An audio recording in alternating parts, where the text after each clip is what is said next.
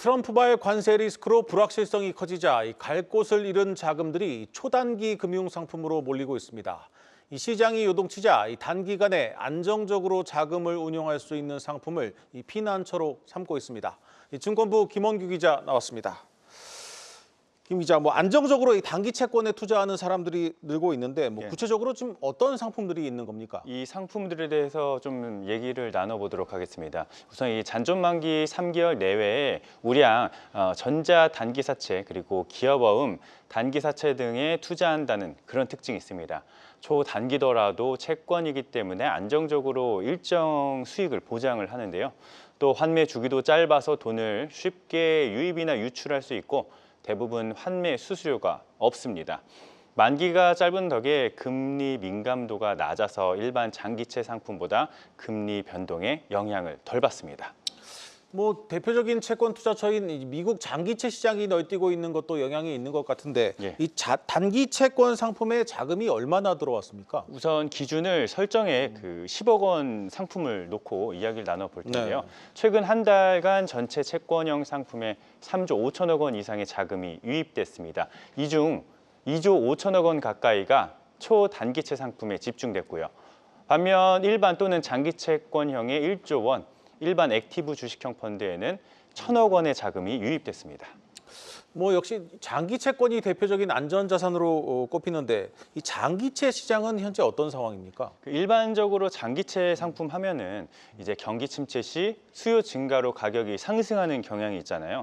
하지만 현재 상황은 좀 다른 측면이 있습니다.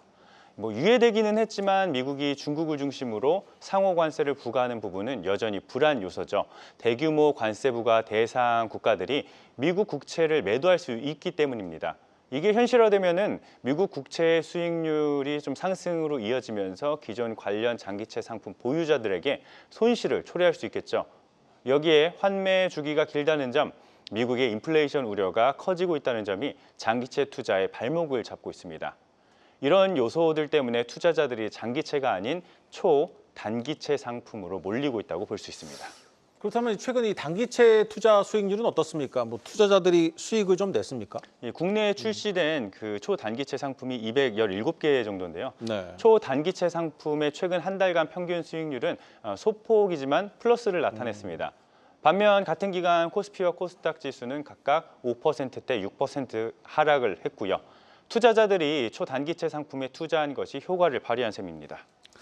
당분간은 이 시장의 변동성이 커질 것으로 예상되는 만큼 안정적으로 이 단기채 비중을 늘릴 필요는 있겠지만 이런 전략을 계속해서 유지할 수는 없지 않겠습니까? 우선 업계에서는 리스크 관리 차원에서는 계속 이런 흐름을 가져갈 필요가 있다고 얘기합니다.